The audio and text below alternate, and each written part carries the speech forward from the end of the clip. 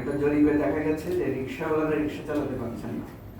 সে যদি আগে 8 ঘন্টা কাজ করতে পারতো, এখন তার কর্মক্ষমতা 4 ঘন্টায় নেমে এসেছে। কৃষকরা যেই ফসল উৎপাদন করছেন, বহু জায়গায় ধান চিটা হয়ে যাচ্ছে গরমে, পানি নাই। তাহলে এই যে কৃষকের যে ক্ষতি হচ্ছে, ফসলের যে ক্ষতি হচ্ছে, এই ক্ষতি কাটিয়ে ওঠা কোনোভাবে সম্ভব নয়। এই তীব্র তাপদাহের প্রভাব শুধু যে আমাদের গায়ে গরম লাগছে, আমরা ঘুমাতে পারছি না, আমরা অসুস্থ হয়ে পড়ছি, তা না। এর অনেকগুলো খারাপ দিক আছে। অর্থনীতিতে যে ধসটা, ক্ষতিটা হয়ে যাবে, এটা কিন্তু অনেক দীর্ঘস্থায়ী হবে। শারীরিক যে ক্ষতিটা হচ্ছে, পানি শূন্যতা সহ নানা ধরনের অ্যালার্জি ছড়িয়ে পড়ছে, এটার জন্য হসপিটালে জায়গা হচ্ছে না। আমাদের নেতা তাজুল ইসলাম সাহেব বলেছেন যে গত 30 বছরে ঢাকা শহরের 24 বর্গ কিলোমিটার জলাধার উধাও হয়ে গেছে এবং 10 বর্গ কিলোমিটার সবুজ গাছ কেটে সাফ করে ফেলা হয়েছে শুধু ঢাকা শহরে। সারা বাংলাদেশের অবস্থা কি আপনারা ভেবে দেখেন। ওগুলো কারা করেছে? প্রত্যেকটার পেছনে আপনি দেখবেন যে সরকারি দলের হুমরা চমরা দালাল নেতারা এগুলোর সাথে জড়িত।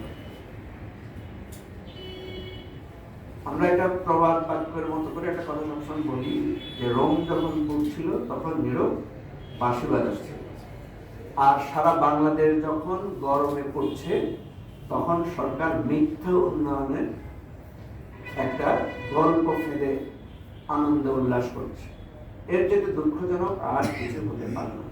আমরা এর তীব্র নিন্দা প্রতিবাদ জানাচ্ছি এবং আমরা স্পষ্ট করে বলছি যে সরকারকে কি কি পদক্ষেপ নিতে হবে।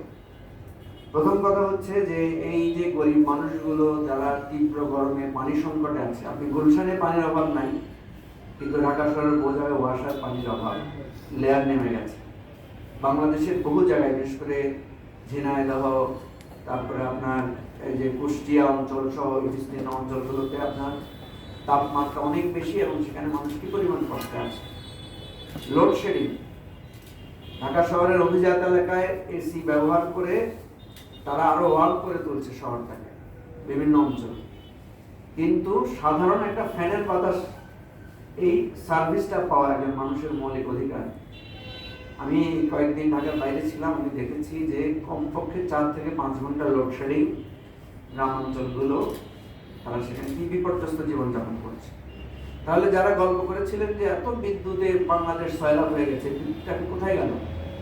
তাহলে এই যে মিথ্যা উন্নয়নের গল্প, মিথ্যা উন্নয়নের ফুলঝুরি, এগুলো বন্ধ করতে হবে। এবং মানুষের বদদোয়া কিন্তু গভীর রাত্রে যখন সে ঘুমাতে পারে না, গভীর রাত্রে যখন সন্তান কষ্টে কেঁদে ওঠে, এই মনের বদদোয়া এই সরকারের প্রতি লাগবে। আমরা বলছি যে জনগণের কষ্টকে আপনারা বোঝেন, জনগণের কষ্টকে ভোট চুরি করে ক্ষমতার বাহাদুরি দেখিয়ে এইভাবে অবমাননা করবেন না। আপনাদের জন্য কঠিন পরিণতি অপেক্ষা করবে, আমরা বারবার সতর্ক করছি। তো সেজন্য আমরা সবাইকে আহ্বান করব যে এই পরিবেশ বিপর্যয় কিন্তু এখানে শেষ না। আমাদের নেতা তাজুল ইসলাম সাহেব, ব্যারিস্টার ফুয়াদ বলেছেন যে এটা কিন্তু বাড়বে। গ্লোবাল ওয়ার্মিং এর যেটা আছে সেটা তো আছেই। আমাদের এখানে এত বিল্ডিং গুলো হচ্ছে যেখানে গরম ঢুকে বেরোতে পারে না।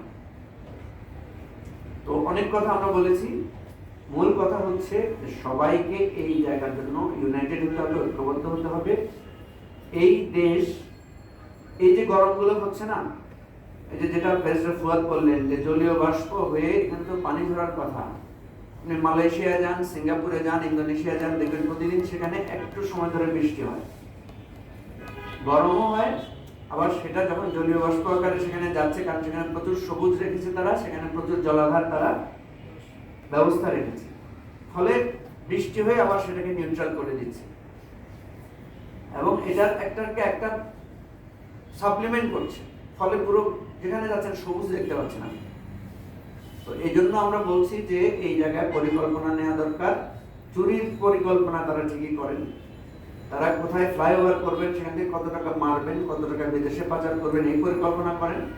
কিন্তু ভাই, যতই আপনি চুরি বাটপারি করেন, দিন শেষে এই দেশটাতে আপনি না থাকেন, আপনার ভবিষ্যৎ প্রজন্ম কিন্তু এই গরমে, অথবা ওই যে দেখেছেন না আপনার ইউনাইটেড আরব আমিরাত, দুবাইতে কি হয়েছে, এ ধরনের পরিবেশ বিপর্যয় হবে।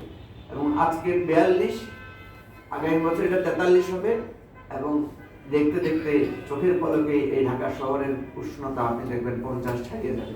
তখন এখানে মানে আমরা বর্ষায় ডুবে মরবো, গরমে পড়ে মরবো, শীতে আমরা বরফ হয়ে যাবো। এ ধরনের একটা চতুর্মুখী একটা দোজকখানা, যেটা আমাদের তাজুল ভাই প্রায় সময় বলেন যে এটা একটা দোজকখানায় আছি, এটা আরো ভয়ানক দোজকখানা পরিণত হবে। আল্লাহ তাআলা আমাদের এখান থেকে হেফাজত করুন। ধর্মপ্রাণ মানুষকে বলবো আপনারাও দোয়া করুন যাতে বৃষ্টি হয়, আমরা যাতে এতে রক্ষা পাই, আর সবচেয়ে বড় গজব এই সরকার থেকে যাতে আমরা বাঁচতে পারি। সবাইকে ধন্যবাদ। আমাদের সবাইকে আরেকটু ধন্যবাদ।